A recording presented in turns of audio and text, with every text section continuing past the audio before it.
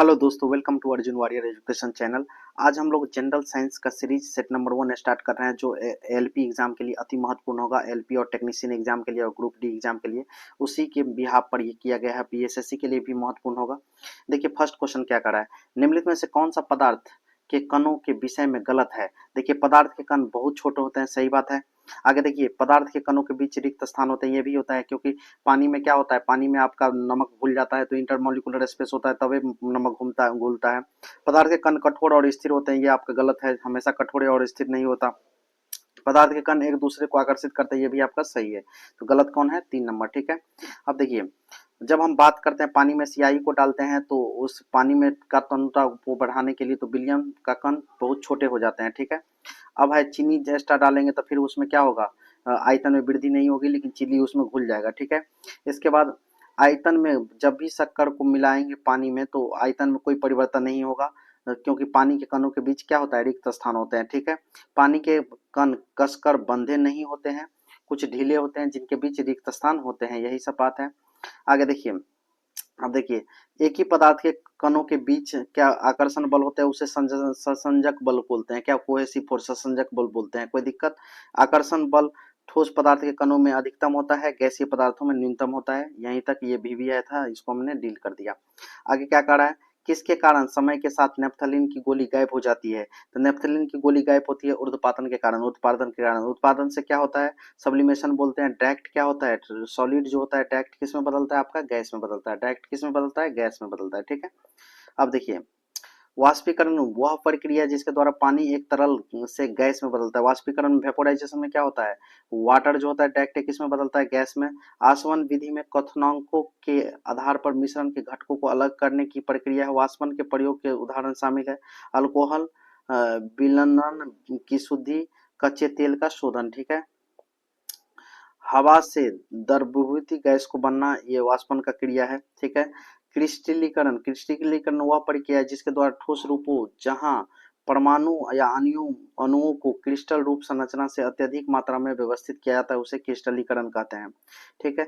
निम्नलिखित में से किस प्रक्रिया को संगलन के रूप में जाना जाता है। संगलन के रूप में किस प्रक्रिया को जानते हैं, ठोस से किस में, ठोस से तरल में परिवर्तन। ठोस से तरल में परिवर्तन को किसे संगलन के नाम से जानते हैं, किसके नाम से, संगलन के नाम से जानते हैं, ठोस को तरल में परिवर्तन, ठीक है। आगे देखिए ठोस से तरल में अगर परिवर्तन होगा उसे संगलन या गलन कहते हैं, संगलन या गलन कहते हैं, ठीक है। मेल्टिंग कहते हैं, ठीक है। तरल से ठोस में जाना जमाना फ्रीजिंग कहलाता है। तरल से गैस में जाना वाष्पीकरण कहलाता है। गैस से तरल में जाना संघनन कहलाता है। गैस है, ठीक है, और इससे जैसे ही लिक्विड में जाएगा, किस में जाएगा, लिक्विड में जाएगा, तो इसको हम क्या कहेंगे, इसको कंडेंसेशन कहते हैं, संघनन कहते हैं, कंडेंसेशन कहते हैं। ठोस गैस और गैस ठोस ये बनाता है, उच्च बनाने की क्रिया को निक्षेप कहते हैं। परिवर्तन का तापमान, ठोस से तरल में जाएगा तो गलनांक, ठीक है। ठोस से तरल में जाएगा तो गलनांक, तरल से ठोस में जाएगा तो हिमांक फ्रीजिंग पॉइंट, तरल से गैस में जाएगा तो क्वथनांक बॉइलिंग पॉइंट, गैस से तरल में जाएगा तो संक्षेपण बिंदु, संक्षेपण बिंदु गैस से तरल में जाएगा तो ठोस से गैस में जाएगा तो उच्च बनाने की क्रिया बिंदु, ठीक है।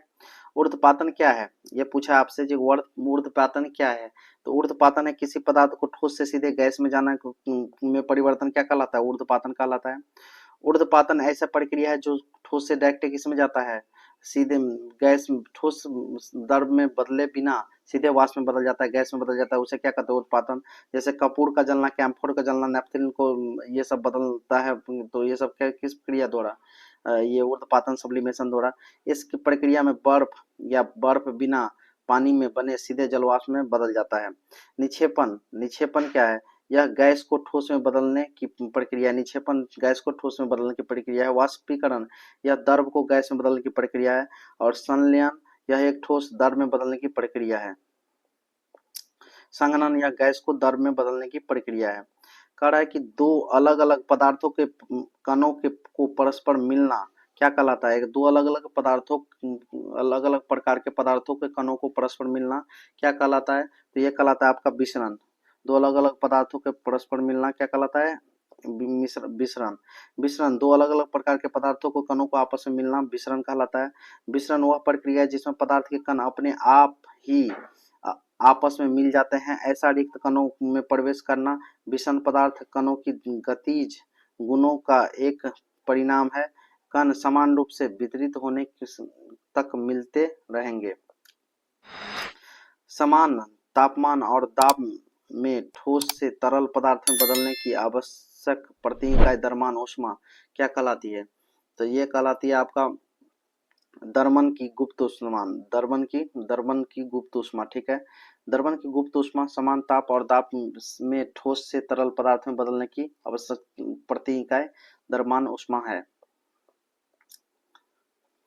वाष्पीकरण वही है। वाष्पीकरण क्या होगा? डायरेक्ट वो लिक्विड से किस में वाष्प में बदलेगा। पुनः मापन दाब पर पिघलने और दाब को कम होने पर फिर से वापस जमने की क्रिया को पूर्ण मापन कहते हैं। ऊर्ध्वपातन तो है ये है डायरेक्ट सॉलिड से किस में लिक्विड गैस में बदलना। सूक्ष्म बर्फ और ठोस CO2 आयोडीन यह है एक मध्यवर्ती अवस्था बिना ठोस अवस्था से गैसीय चरण में किसी पदार्थ का प्रत्यक्ष रूपांतरण कहलाता है। अब क्या है? निम्नलिखित में से कौन सा कथन सही है जब पानी तरल से गैसीय चरण में बदल जाता है? कौन सा कथन सही है जब पानी तरल से गैसीय चरण में बदल जाता है? तो ये आप है कणों के बीच की दूरी बदल जाती है। कणों के बीच की दूरी क्या होती है? बदल जाती है। द्रव की अवस्थाएं पदार्थ विभिन्न रूपों में प्रकृति में मौजूद है। पदार्थ के तीन मूलभूत अवस्थाएं ठोस, तरल और गैस है। इन तीनों के अलावा इस मामले के दो और अवस्थाएं मौजूद है जिन्हें हम अपने प्रतिदिन के जीवन में नहीं देखते हैं। वे प्लाज्मा और बोस-आइंस्टीन है संघनन है। ठोस गुण ठोस पदार्थ के में कणों को पास पास पैक किया जाता है और कण के बीच अंतराल छोटे छोटे होते हैं, इसलिए उन्हें संकुचित करना कठिन होता है। ठोस में एक निश्चित आकार की मात्रा होती है। तरल का गुण तरल में क्या होगा? ठोस की तुलना में कम होगा, ठीक है। गैस में सबसे कम बहुत ज्यादा दूर दूर पर इसका मॉलिक्यूल रहेगा गैस का, यहाँ यहाँ यहाँ यहाँ, इसलिए आकर्षण बल से नग्न होता है। और ठोस और तरल की तुलना में गैसीय अवस्था में सबसे अधिक संपीड़न होता है। गैस न तो कोई निश्चित आयतन होता है, न कोई निश्चित आकार होता है। पदार्थ के संदर्भ में निम्न में से कौन सा कथन सही नहीं है? पदार्थ के संदर्भ में कौन सा कथन सही नहीं है? तो पदार्थ के कणों के बीच कोई आकर्षण बल नहीं होता है, ये आपका गलत है। आकर्षण बल होता है, ठीक है। ठोस में आकर्षण बल पर्याप्त होगा, लिक्विड में उससे कम होगा, गैस में सबसे कम होगा, ठीक है। गैसों में कण लगातार सीधी रेखा में गति करता है। कुछ भी हो जो स्थान घेरता है वो पदार्थ कहलाता है। आमतौर पर पदार्थ के तीन अवस्था ठोस, द्रव, गैस। कार्बन हमारे चारों ओर पदार्थों के तीन तीन विभिन्न अवस्थाओं नामक ठोस, द्रव, गैस और में अस्तित्व हो सकता है। उनकी संपीड़ितता का सही अनुक्रम क्या होगा आपका? ठोस के बाद द्रव, द्रव के बाद गैस, ठोस के बाद द्रव, द्रव के बाद गैस। इसका सेकंड नंबर आंसर होगा, ठीक है। गर्मी के दिनों में पानी को ठंडा रखने के लिए आमतौर पर मिट्टी के बर्तन में रखा जाता है। इसे ठंडा रखने के लिए निम्नलिखित में से किस प्रक्रिया का उपयोग किया जाता है? तो ये किया जाता है आपका वाष्पीकरण का। किसका? वाष्पीकरण का उपयोग किया जाता है। हिमीकरण किसी पदार्थ का तरल पदार्थ को ठंडा करके ठोस में की प्रक्रिया को ठोस में बदलने की प्रक्रिया को ठंड कहा जाता है। सरल शब्दों में ठंड का अर्थ हिमीकरण है। यह पिघलने का उल्टा होता है। पदार्थ की स्थिति से उस तापमान पर हो जाता है। यह संघनन क्या होता है? संघनन वो प्रक्रिया है जिसमें ठंडा करने पर तरल की प्रक्रिया को संक्षेप कहा जाता है, ठीक है। गैस को ठंडा करने पर, ठीक है, या उबलने पर वाष्पीकरण हो जाता है। जल वाष्प को वापस पानी में बदलने की प्रक्रिया को संदर्भित करने के लिए किस शब्द का प्रयोग किया जाता है? तो ये प्रयोग किया जाता है आपका संघनन का। संघनन का प्रयोग किया जाता है, ठीक है। आगे देखिए, ठोस को उनके घटक कणों की व्यवस्था में मौजूद आदेश की प्रकृति के आधार पर किसके रूप में वर्गीकृत किया जा सकता है? किसके रूप में वर्गीकृत किया जा सकता है? तो क्रिस्टलीय और अनाकार के रूप में। देखिए, सोडियम क्लोराइड और क्वार्ज क्रिस्टलीय ठोस पदार्थों के विशिष्ट उदाहरण है। एक अनाकार ठोस में अनियमित आकार के कण होते हैं। ऐसे ठोस में घटक परमाणु अणुओं की व्यवस्था में केवल शॉर्ट रेंज ऑर्डर होता है। इस तरह के हिस्से बिखरे हुए और व्यवस्था के बीच अवस्थित होता है। क्वार्ज SiO2 सिलिका के एक रूप है। इसमें टेट्राहेड्रल सिलिकेट इकाइयां होती है जो व्यवस्थित रूप से क्रिस्टलीय क्वार्ज में व्यवस्थित रहता है। जब SiO2 को पिघलाया जाता है तो यह अनाकार क्वार्ज ग्लास बनाता है। वाष्पीकरण की दर निम्न में से किस कारक पर निर्भर नहीं करती है? वाष्पीकरण की दर किस कारक पर निर्भर नहीं करती है? तो तरंग का रंग पर, तरंग के रंग पर निर्भर नहीं करती है। पवन के वेग पर, आकृति, छत पर, वायु आर्द्रता पर निर्भर करती है। करा कि इस ब्रह्मांड में सब कुछ निम्नलिखित सामग्रियों से बना है। वैज्ञानिकों ने इसे नाम दिया है। इसे वैज्ञानिकों ने कौन सा नाम दिया है? तो इसे वैज्ञानिकों ने पदार्थ मैटर नाम दिया है। संघनन के समय निकलने वाली ऊष्मा को कहा जाता है, संघनन के समय निकलने वाली ऊष्मा को कहा जाता है गुप्त ऊष्मा, लेटेंट हीट। गुप्त ऊष्मा उस ऊर्जा के रूप में परिभाषित किया जाता है जिससे किसी पदार्थ की अवस्था में परिवर्तन के दौरान अवशोषित या मुक्त किया जाता है। संघनन की गुप्त ऊष्मा, जलवाष्प का जल में रूपांतरण जो ऊष्मा की हानि के कारण होता है, संघनन गुप्त ऊष्मा कहा जाता है। संघनन शीतलन की मात्रा और हवा की आपेक्षिक आर्द्रता पर निर्भर करता है। सूक्ष्म बर्फ का रासायनिक नाम क्या है? सूक्ष्म बर्फ का रासायनिक नाम है ठोस कार्बन डाइऑक्साइड, CO2। गैस के गुब्बारों में हाइड्रोजन गैस के स्थान पर हीलियम गैस का उपयोग किया जाता है क्योंकि क्योंकि तो ये उपयोग किया जाता है क्योंकि अदाहय के कारण। हाइड्रोजन और हीलियम सबसे अधिक इस्तेमाल किए जाने वाले उद्वाहक गैसें हैं। यद्यपि हीलियम हाइड्रोजन द्विपरमाणु से दुगुना भारी होता है, वे दोनों हवा की तुलना में इतने हल्के होते हैं कि अंतर अप्रासंगिक है। हीलियम दूसरी सबसे हल्की गैस है, इस उस कारण से वह उद्वाहन के लिए एक आकर्षक गैस है। एक का प्रमुख लाभ है कि गैस ये क्या है, गैर दहनशील है। हीलियम क्या होता है, जलता नहीं है। आज हीलियम का उपयोग हाइड्रोजन से बजाय किया जाता है, हाइड्रोजन से बजाय किया जाता है क्योंकि यह अक्रिय और अज्वलनशील जो चीजों को बहुत सुरक्षित बनाती है। आसपास की हवा ऑक्सीजन के साथ मिश्रित होने पर भी हाइड्रोजन बहुत आसानी से प्रज्वलित होता है, लेकिन हीलियम नहीं होता है। उच्च उन्नतास पर जल कम तापमान पर उबल जाता है क्योंकि क्यों उबल जाता है कम तापमान पर? वायुदाब कम होने पर, वायुदाब कम होने के कारण। वायुमंडलीय दाब में कमी के कारण अधिक ऊंचाई पर पानी का क्वथनांक कम होता है। एक द्रव या पानी तब उबलता है जब उसका वाष्प दाब कुल दाब से अधिक हो जाता है। प्रेशर कुकिंग के विपरीत, जहां क्वथनांक अधिक होता है, उच्च उष्णांश कुकिंग वायुमंडलीय निम्न या कम वायुमंडलीय दाब द्वारा साथ होता है। इस प्रकार खाना पकाने में अधिक समय की आवश्यकता होती है। समुद्र तल पर पानी 212 डिग्री फ़ारेनहाइट पर उबलता है। उच्च उष्णांश पर पानी का क्वथनांक कम हो जाता है जिससे खाना पकाने में अधिक समय लगता है। दाब और ऊंचाई का संबंध, ऊंचाई बढ़ने के साथ दाब कम होता है, ऊंचाई बढ़ने के साथ हाइट बढ़ेगा तो प्रेशर क्या होगा, कम होगा।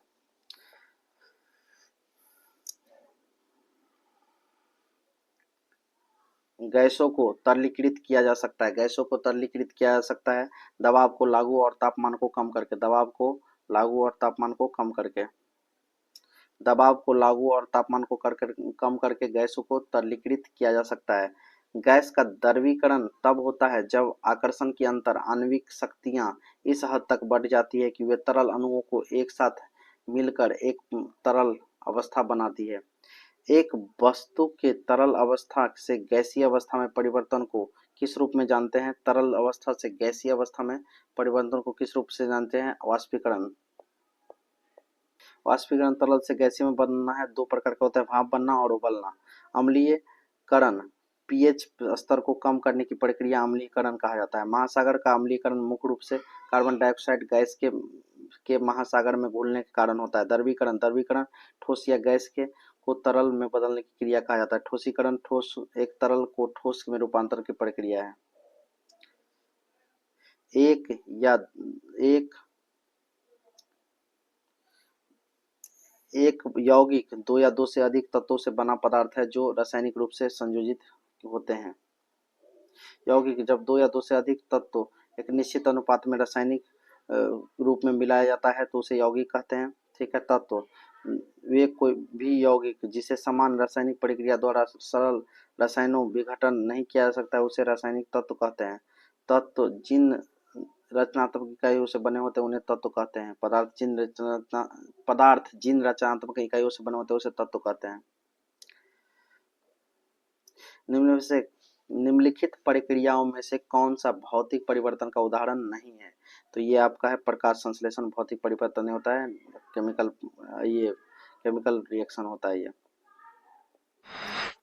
निम्नलिखित में से किस विधि का प्रयोग करके हम विलयन से विलय को पृथक कर सकते हैं? विलयन को विलय से पृथक कर सकते हैं ये वाष्पीकरण विधि का प्रयोग करके।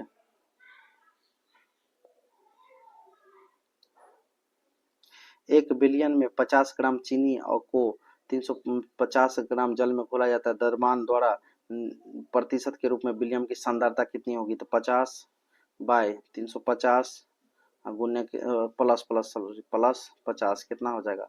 गुने 100। ये फार्मूला होता है उसका, जो दिया होता है उसका टोटल द्रव्यमान इंटू 100। तो 50 बाई कितना होगा? ये 400 गुने 100। ये कितना बार में? 5 8 40, 8 बार में। 100 बाई 8 को आप डिवाइड करोगे तब 12 8 96 और 12 8 96 आया, ठीक है। अब 12 पंचे 8 8 पंचे 40, 96 से 4 तो 12.5% C3। सो देखिए विलय का द्रव्यमान बाय विलयन का द्रव्यमान गुने 100 होता है, द्रव्यमान प्रतिशत बराबर, तब विलय इतना दिया था, विलायक कितना दिया था, दोनों जोड़ कर कितना हुआ? 400। तो इसी फार्मूला से निकाले।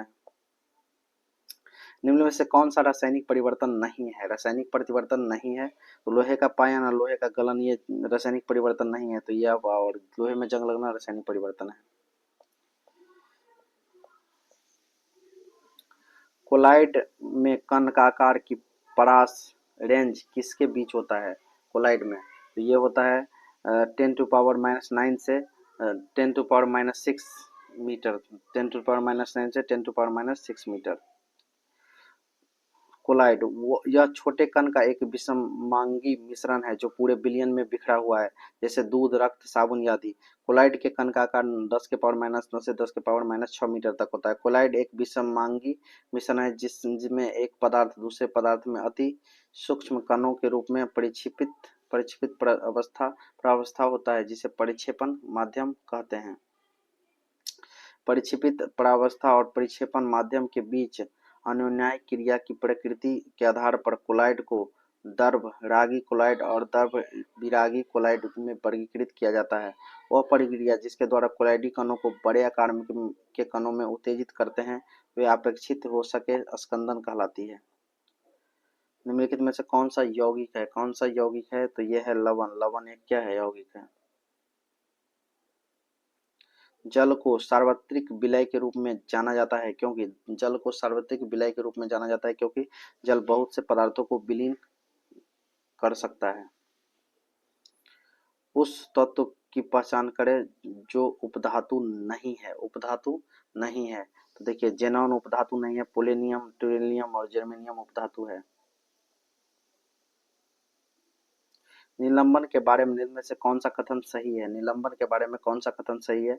तो विलय के कण थोड़े देर बाद नीचे बैठ जाता है, ये आपका सही है निलंबन के बारे में। निलंबन दो या दो से अधिक पदार्थों का मिश्रण होता है जो विषमांगी होता है। कणों के बड़े मात्रा में निलंबन लित कर दिया जाता है और निलंबन नग्न आंखों से दिखाई देता है। विलय के कण में निलंबन नहीं घुलते हैं बल्कि वे निलंबन हो जाते हैं। उदाहरण चाक और पानी, कीचड़ और पानी, मिल्क ऑफ मैग्नीशिया। निलंबन के गुण यह विषमांगी मिश्रण होता है, ठीक है। इसका व्यास निलंबन के विलय के कणों का आकार काफी बड़ा होता है, इसका व्यास 100 mm होता है। धातु और अधातु के गुणों के बारे में निम्न में से कौन सा कथन गलत है? सभी धातु तन्य होते हैं, सभी अधातु तन्य होते हैं। इसके बाद है समानतः धातुएं तन्य होते हैं। इसके बाद है कि कुछ अधातुएं तन्य होते हैं। इसमें कौन कौन से गलत है? देखिए सभी धातु तन्य होते हैं ये जरूरी नहीं है, पहला गलती ये भी गलत है। सभी धातु तन्य होती है, तन्य है, और सभी अधातुएं तन्य है। अधातुएं भी तन्य नहीं होते हैं सब के सब। कराए समानतः धातुएं तन्य होती है तो ये आपका सही है, समानतः हो सकती है। कुछ अधातुएं तन्य होती है ये भी आपका गलत है, कुछ अधातुएं तन्य नहीं होती है। अब देखिए यहाँ ये आपका सिर्फ एक ही सही है, समानतः धातुएं तन्य होती है, ठीक है। बाकी 1 और 2 और 4 क्या है आपका गलत है, तो ये कौन सा ऑप्शन होगा? 3 नंबर ऑप्शन। चलिए देखिए अब देखिए कड़ा की धातुएं वे पदार्थ है जिसमें चमकदार, कठोर और संलग्नीय अधातवर्ध और तन्य आदि गुण के होते हैं। Iron, copper, mercury, gallium, aluminium, calcium, magnesium आदि धातु का उदाहरण है। अधातु ये पदार्थ होते हैं जिनमें धातुओं के गुण नहीं होते हैं, जैसे चमकदार, कठोर और संलयनीय, अधातुवर्ध और तन्य आदि ये नहीं होते हैं। Carbon, sulphur, iodine, oxygen, hydrogen, bromine अधातुओं का उदाहरण है। निम्नलिखित में से कौन सा मिश्रण का उदाहरण है? मिश्रण का उदाहरण कौन सा है? तो मिश्रण का उदाहरण है पीतल। पीतल किसका मिश्रण होता है? तांबा और जस्ता का। किसका? तांबा और जस्ता का। अब याद कैसे रखेंगे? पिताजी, पीतल, तांबा और जस्ता। ठीक है। निम्नलिखित में से कौन सा एक दूसरे के साथ विषमांगी मिश्रण बनाएगा? विषमांगी मिश्रण कौन बनाएगा? विषमांगी मिश्रण बनाएगा कौन? आपका रेत और क्या? रेत और किसका विषमांगी मिश्रण बनेगा? नींबू का रस का। रेत और नींबू के रस का। यह ऑप्शन नंबर 2। ये दोनों घुलेगा ही नहीं अच्छा से, तो विषमांगी मिश्रण बनाएगा। धातु का वह गुण जिसके द्वारा उसे खींचकर तार बनाया जा सकता है क्या कहलाता है? धातु का वह गुण जिसे खींचकर तार बनाया जा सकता है उसे तन्यता कहते हैं। ऑप्शन नंबर ए सही होगा।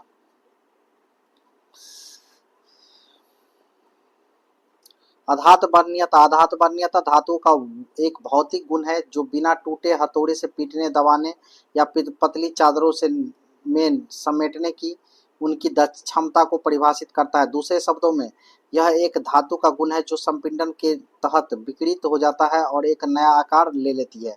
भंगुरता। भंगुरता एक सामग्री का गुण जो जोर देने पर टूट जाती है लेकिन टूटने से पहले विकृत होने की एक छोटी सी प्रवृत्ति होती है। भंगुर सामग्रियों में सीमित विरूप क्षमता, प्रभाव और कंपन विरोध करने की कम क्षमता और उच्च संपीड़न शक्ति और कम तन्य शक्ति है। चर्मलता। चर्मलता विज्ञान और धातु विज्ञान में चर्मलता ऊर्जा को अवशोषित करने का और फ्रैक्चरिंग के बिना प्लास्टिक रूप से विकृत होने की सामग्री की क्षमता है। चर्मलता वह ताकत है जिससे सामग्री टूटने का विरोध करती है। अब देखिए 1 मिलियन में 500 ग्राम क्या है? जल है और 50 ग्राम क्या है? साधारण नमक है। तो बिलियन की सांद्रता। सांद्रता निकालना है आपका। बिलियन की क्या निकालना है? सांद्रता। सांद्रता निकालना है तो इसका मतलब हो गया जो आपका सॉल्यूट है, सॉल्यूट कितना घुल रहा है? 50 और टोटल सॉल्यूशन कितना होगा? दोनों को जोड़ करके कितना? 550 गुने कितना? 100। सॉल्यूट प्लस सॉल्यूशन दोनों जोड़ करके जो है आपका जो घुलने वाला और सॉल्यूट और सॉल्वेंट दोनों मिल करके जो टोटल सॉल्यूशन होता है वो नीचे में जाता है। ये से ये कैंसिल हो जाएगा 11 बार में। अब देखिए 100/11 होगा, वो कितना होगा? 11 9 जा 9 और ये फिर से क्या बचा? 1 पर 0 तो 0 आ गया डेसिमल डालने के बाद, तो 11 नहीं कैंसिल होगा तो 0 डालेंगे, फिर 9 0 होगा, 11 9 जा 9.09। 9.09 कौन है? लगभग में 3। ठीक है। अब देखिए साधारण बिलियन की सांद्रता equal to mass of solute by mass of solution into 100। ठीक है। एक, दो या दो से अधिक पदार्थों का समांग मिश्रण है। कौन सा इसमें से एक? 2 या 2 से अधिक पदार्थों का समांग मिश्रण है तो यह है बिलियन। बिलियन। प्रकाश। प्रकाश प्रकीर्णन में होता है। प्रकाश प्रकीर्णन में होता है क्या? कोलाइडी बिलियन। कोलाइडी बिलियन में प्रकाश प्रकीर्णन कोलाइडी बिलियन में होता है। कोलाइडी बिलियन में होता है प्रकाश का प्रकीर्णन। जब सूर्य का प्रकाश पृथ्वी के वायुमंडल में प्रवेश करता है तो वातावरण के विभिन्न गैसों में उपस्थित परमाणु और अणु प्रकाश को अवशोषित कर लेता है। ये परमाणु सभी दिशाओं में प्रकाश का पुनः उत्सर्जन करते हैं। इसे प्रकाश का परिकीर्णन कहते हैं। यह तरंगदैर्घ्य या प्रकाश की परिकीर्णित होने की आवृत्ति पर निर्भर करता है। यह साधारणतः परावर्तन के कारण हो सकता है। परिकीर्णित प्रकाश की तीव्रता प्रक्षिप्त प्रावस्था और माध्यम के अपवर्तन सूचकांकों के बीच अंतर है। कोलाइडी बिलियन एक विषमांगी बिलियन है जिसकी प्रक्षिप्त प्रावस्था के कणों का आकार 0 से 9 मीटर से लेकर के 10 के पावर -6 मीटर के बीच होता है। ठीक है। ठीक है, 10 के पावर -6 मीटर के बीच होता है। आईडी कण साधारणतः फिल्टर पेपर से गुजर सकते हैं लेकिन पशु झिल्ली से नहीं गुजरते। इन्हें नग्न आंखों से नहीं देखा जा सकता है लेकिन माइक्रोस्कोप से देखा जा सकता है। धुआं किस प्रकार के कोलाइड का उदाहरण है? धुआं किस प्रकार के कोलाइड का उदाहरण है? एरोसोल, एरोसोल, एरोसोल धुआं किसका उदाहरण है? एरोसोल का। कोलाइड एक मिश्रण है जिसमें सूक्ष्म रूप से परिक्षिप्त अघुलनशील कणों का एक पदार्थ दूसरे पदार्थों में निलंबित रहता है। परिक्षिप्त परावस्था वह परावस्था जो प्रकीर्णित कोलाइडी कणों के रूप में उपस्थित होती है और परिक्षिप्त परावस्था कहलाती है। परिक्षिप्त माध्यम वह माध्यम जिसमें कोलाइडी कण परिक्षिप्त होते हैं और परिक्षिप्त माध्यम कहलाते हैं। एरोसोल इसमें गैसों में परिक्षिप्त तरल या ठोस के कण छोटे कण होते हैं। गैसों में परिक्षिप्त तरल या ठोस के छोटे कण होते हैं। एरोसोल में परिक्षिप्त माध्यम गैस होता है जबकि परिक्षिप्त परावस्था ठोस और तरल दोनों हो सकते हैं। एरोसोल एक प्रकार का कोलाइडी है जिसमें ठोस या तरल गैस में परिक्षिप्त होते हैं। एरोसोल का उदाहरण धुआं, फॉग और मिस्ट है। धुआं, फॉग और मिस्ट है। 1.1 मोल सल्फर परमाणु का द्रव्यमान होगा। सल्फर परमाणु का द्रव्यमान पूछा है। सल्फर का कितना होता है? 32 होता है द्रव्यमान, जो आपका मास नंबर होता है। लेकिन कितना 1.1 मोल में है तो 1.1 इंटू 32 कर देंगे तो ये कितना हो जाएगा? लगभग इसे मल्टीप्लाई करेंगे तो 11 दूना 22 के 2 हाथ में 2 आएगा, 33 2 35 35.2 हो जाएगा ये आपका ये नंबर। देखिए सल्फर का परमाणु द्रव्यमान 32 होता है। 1.1 मोल सल्फर में 32 इंटू 1.1 35.2 ग्राम। रॉबर्ट बॉयल तत्व एलिमेंट शब्द का प्रयोग करने वाले पहले वैज्ञानिक थे। निम्न में से किस वर्ष उन्होंने पहली बार तत्व का प्रयोग किया था? तत्व नामक शब्द का प्रयोग पहली बार कब किया था? ये 1961 में। 1961 में रॉबर्ट रॉबर्ट बॉयल ने। रॉबर्ट बॉयल तत्व एलिमेंट शब्द का प्रयोग करने वाले पहले वैज्ञानिक थे। सन 1661 में उन्होंने पहली बार किसका तत्व शब्द का प्रयोग किया? रॉबर्ट बॉयल एक आयरिश रसायनज्ञ थे जो पहले आधुनिक वैज्ञानिक के रूप में जाने जाते थे। आधुनिक रसायन विज्ञान के संस्थापक में से थे। उन्हें बॉयल के नियम के लिए भी जाना जाता है रॉबर्ट बॉयल को। रॉबर्ट बॉयल 1627 से 91 ने एक कक्ष में बंद गैसों के व्यवहार का अध्ययन किया और उनके नाम पर गैस का नियम दिया। उन्होंने शरीर के क्रिया विज्ञान और आधुनिक रासायनिक विज्ञान की स्थापना में भी योगदान दिया। रॉबर्ट बॉयल ने nitric oxide, hydrogen chloride, ammonia और ऑक्सीजन जैसी गैसों को अलग करने और उनकी विशेषता बताने वाले पहले व्यक्ति थे। उन्होंने रसायन विज्ञान में प्रायोगिक पद्धति को स्थापित किया। रॉबर्ट बॉयल ने पदार्थ की रासायनिक संरचना की पहचान करने की नई तरीके पेश किए। गैसों का व्यवहार नियम। गैसों का व्यवहार यह नियम हमें गैसों के व्यवहार के बारे में बताता है। इससे तात्पर्य है कि तापमान, दबाव, आयतन आदि के मानों में और संबंधों से एक ही तत्व या अलग अलग तत्वों के परमाणु एक साथ मिलकर के बना सकते हैं। एक साथ मिलकर के क्या बना सकते हैं? अणु। एक तत्व या अलग अलग तत्वों के परमाणु एक साथ मिलकर के क्या बनाते हैं? अणु। अणु बनाने के लिए एक ही तत्व या विभिन्न तत्वों के परमाणु एक साथ जुड़ सकते हैं। एक अणु सामान्य रूप से 2 या 2 से अधिक परमाणुओं का एक समूह होता है जो रासायनिक रूप से एक साथ बंधे होते हैं, अर्थात आकर्षण बलों द्वारा साथ कसकर बंधे रहते हैं। अणु को किसी यौगिक के सबसे छोटे कण के रूप में परिभाषित किया जा सकता है जो स्वतंत्र अस्तित्व में रहने में सक्षम होता है तथा उस पदार्थ के सभी गुणों को प्रदर्शित करता है। एक तत्व के अणु एक ही प्रकार के परमाणुओं द्वारा गठित होते हैं। कई तत्व के अणु जैसे कि आर्गन, हीलियम आदि उस तत्व के केवल एक परमाणु से बने होते हैं। आयन एक आवेशित कण है और इसे ऋणात्मक और धनात्मक रूप में आरोपित किया जा सकता है। एक ऋणात्मक रूप से आवेशित आयन को ऋणायन और धनात्मक रूप से आवेशित आयन को धनायन कहा जाता है। मिश्र धातु में 2 या 2 से अधिक धातु अधातु तत्व शामिल होते हैं और विभिन्न गुण जैसे शक्ति, द्वेष आदि होते हैं। तत्व के सभी प्रकार की मूल इकाई। हाइड्रोजन परमाणु की परमाणु त्रिज्या कितनी होती है? हाइड्रोजन परमाणु के परमाणु त्रिज्या आपसे पूछा है कितनी होती है? तो 37 पिकोमीटर। 37 पिकोमीटर हाइड्रोजन परमाणु के परमाणु त्रिज्या होती है। परमाणु त्रिज्या नाभिक से इलेक्ट्रॉनों के कोषों की सीमा तक की औसत दूरी है। हाइड्रोजन परमाणु की परमाणु त्रिज्या 0.037 नैनोमीटर होता है। नैनोमीटर इसको पीके में बदलने के बाद 37 हो जाता है। HNO3 के आणविक द्रव्यमान की गणना कीजिए। देखिए हाइड्रोजन का मास 1 होता है, नाइट्रोजन का मास 14 होता है, ऑक्सीजन का मास 16 होता है, लेकिन 3 वो है तो 16 48, तो ये 15 हो गया प्लस 48, इसको आप ऐड करेंगे तो कितना हो जाएगा आपका 63 यूनिट।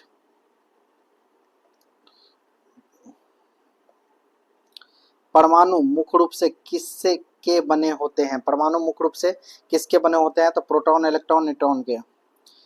परमाणु के नाभिक में न्यूक्लियस में क्या होता है? प्रोटॉन प्लस न्यूट्रॉन, इलेक्ट्रॉन चारों ओर क्या करता है? चक्कर लगाता है।